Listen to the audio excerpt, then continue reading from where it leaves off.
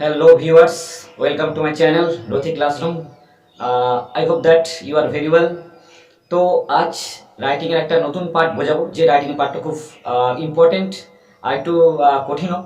তো আজকে যে পার্টটা বোঝাচ্ছি সেই পার্টটার নাম হচ্ছে রিপোর্টিং পার্ট। তো রিপোর্টিংটা অনেকেরই একটু ভয়ভীতি লাগে যে পরীক্ষাতে কীভাবে প্রেজেন্ট করব, কীভাবে লিখব। তো আজকে আমি এমনভাবে এটাকে বোঝাবো তোমরা সহজেই পরীক্ষার খাতাতে সঠিকভাবে লিখতে পারবে।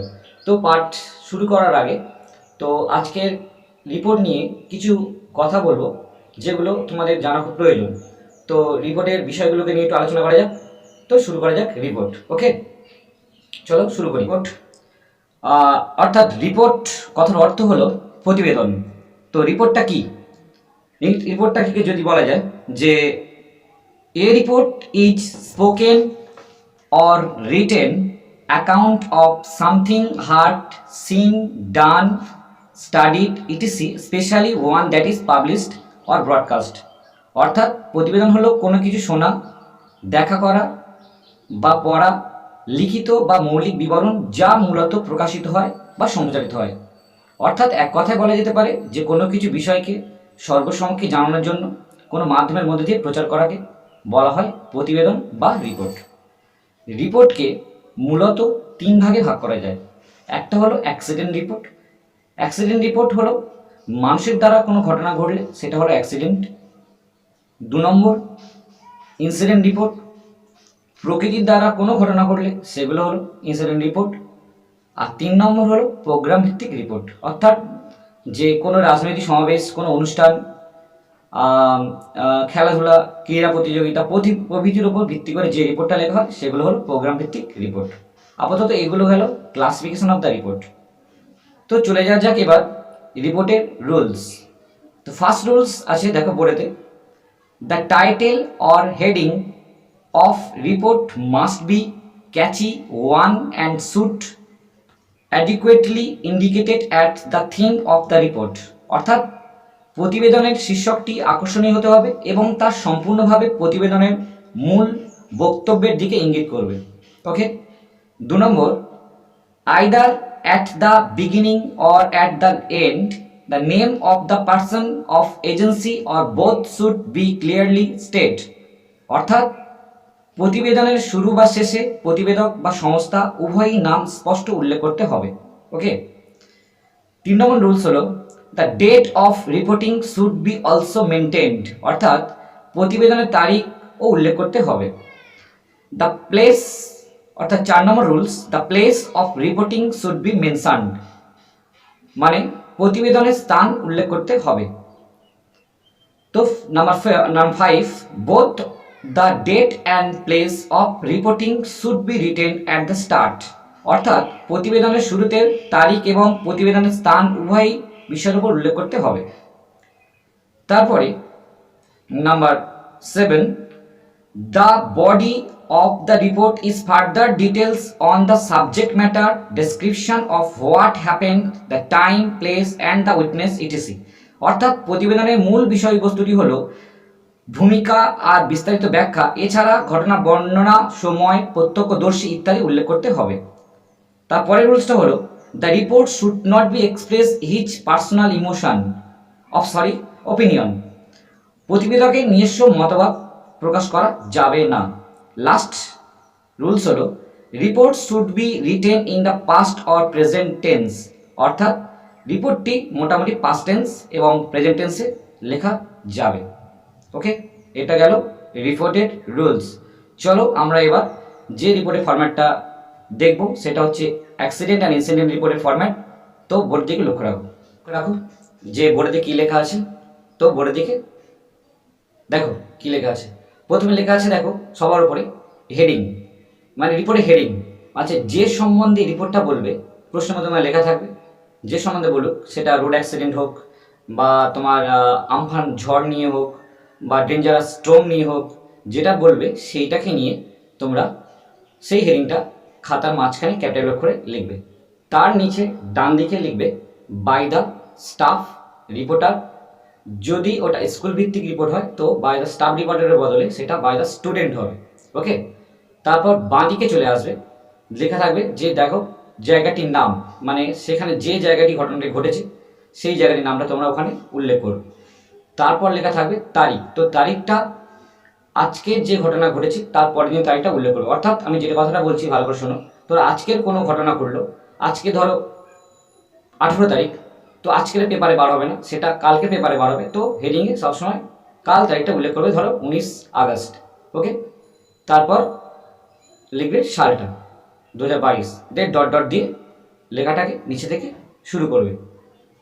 তা লেখাটা কীভাবে শুরু করবে, লেখা আছে দেখো, যে কোনো রিপোর্টের ক্ষেত্রে সেটা অ্যাক্সিডেন্ট হোক আর ইনসিডেন্ট হোক, এই লেখাগুলো খুব প্রয়োজনীয়, মানে এই লেখাগুলো দিয়ে তোমার লেখাটাকে শুরু করবে। লেখাটা কী লেখা আছে, দিস অ্যাক্সিডেন্ট বা দিস ইনসিডেন্ট হ্যাড হ্যাপেন্ড, দিয়ে তারপর হচ্ছে অন কোন তারিখে হয়েছিল, অ্যাট কোন সময় হয়েছিল, ইন বলে জায়গার নাম উল্লেখ করবে। তারপরে ফুল স্টপ দিয়ে the cause of the accident বা ইনসিডেন্ট, ঠিক আছে, ঘটনাটার কারণ কি, ঠিক আছে, দিয়ে ঘটনাটা যে কারণে ঘটেছিল সেই কারণটা দু একটা লাইন লিখবে, যে সম্বন্ধে বলবে সেই সম্বন্ধে দু একটা লাইন লিখবে, যে ঘটনাটা কী কারণে ঘটেছিল। যদি রোড অ্যাক্সিডেন্ট বলে তো গাড়ি কীভাবে ধাক্কা লেগেছিল, যা যদি স্ট্রোম নিয়ে বলে ঝড় কীভাবে উঠেছিল, ঝড়ের গতিবেগ কত ছিল, ঝড়টা কীভাবে বয়ে গেছিলো, কী ক্ষতি করেছিল, সেইগুলো পরপর লিখবে দু একটা লাইন ইংলিশ থেকে। তারপর লিখবে the result of the accident অথবা ইনসিডেন্ট। লেখার পরে লিখবে নাম্বার অফ, একটা সংখ্যার আগে সবসময় নাম্বার হয়, নাম্বার অফ বলে দিয়ে যে সংখ্যাটা দরকার বা যে সংখ্যাটা তুমি উল্লেখ করতে পারো লিখবে, লিখবে হ্যাড ডায়েট। তারপর লিখবে নাম্বার অফ, যে সংখ্যাটা তোমার মনে হবে বা যে সংখ্যাটা দেওয়া থাকবে সেই সংখ্যাটা লিখে দেবে হ্যাড ইনজিওর্ড, ওকে, মানে আহত। তারপর লিখবে injured person had taken to hospital. তারপর লিখবে নাম্বার অফ, যে সংখ্যার যে সংখ্যা দরকার বা যে সংখ্যা দেওয়া আছে লেখার পর লিখবে were late after first aid, okay. তারপর লিখবে যে police came on the spot and control the situation, okay. এই কটা লাইন এরা বেস করে লিখবে, তো অ্যাক্সিডেন্ট বা ইনসিডেন্ট রিপোর্ট সহজে লেখা যাবে। তো এটা গেল অ্যাক্সিডেন্ট ইনসিডেন্ট রিপোর্টের একটা ফরম্যাট। তো পরের ফরম্যাটটা হচ্ছে প্রোগ্রাম ভিত্তিক রিপোর্ট। তো প্রোগ্রাম ভিত্তিক রিপোর্টটা দেখা যাক। তো তোমরা সবাই বোর্ডের দিকে তাকাও, লক্ষ্য রাখো, লেখা লেখা আছে দেখো, রিপোর্ট হেডিং মানে যে সম্বন্ধে বলবে তো সেই সম্বন্ধে ওটাকে হেডিংটা লিখতে হবে। তারপর নিচে লিখবে by the staff reporter slash student, যদি স্কুল ভিত্তিক কোনো রিপোর্ট হয় তো সেখানে স্টুডেন্ট বলে উল্লেখ করবে, বাই দ্য স্টুডেন্ট। তো চলে যাও খাতার বাঁ দিকে, সেখানে গিয়ে দেখো লিখবে, সেখানে লিখবে প্লেস, মানে যে জায়গায় ঘটনা ঘটছে সেই জায়গাটির নাম। তারপর লিখবে ডেট, তারপর লিখবে ডেট মানে হচ্ছে তার পরের তারিখ, আগে রিপোর্টে বলা হয়েছে। তারপর লিখবে ইয়ার, দিয়ে ডট ডট দিয়ে লেখাটা শুরু করবে।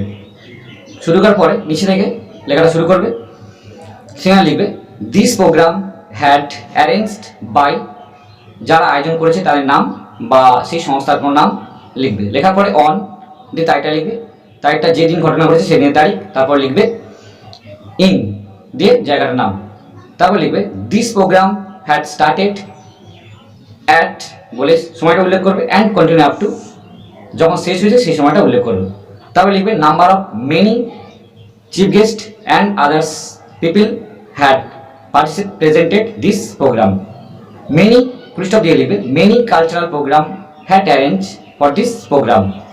পৃষ্ঠা দিয়ে লিখবে some few students slash peoples had lecture about this programme, যদি স্টুডেন্ট হয়ে থাকে তো স্টুডেন্ট, পিপলস হয়ে থাকলে পিপলস দিয়ে লিখবে ওইটা, they had lecture this program. তারপর হচ্ছে লিখবে, তারপর লিখবে number of many, number of, তারপর লিখবে নাম্বার অফ যে সংখ্যা উল্লেখ করে student and peoples had join this programme.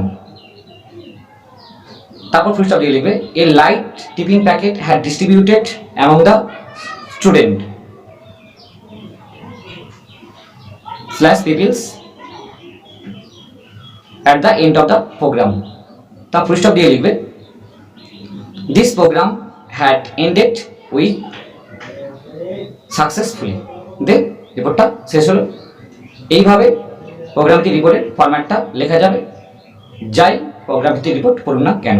So viewers, আমার পরবর্তী ভিডিওগুলোকে সবার আগে পাওয়ার জন্য আমার চ্যানেলটিকে অবশ্যই সাবস্ক্রাইব করুন। ওকে, বাই।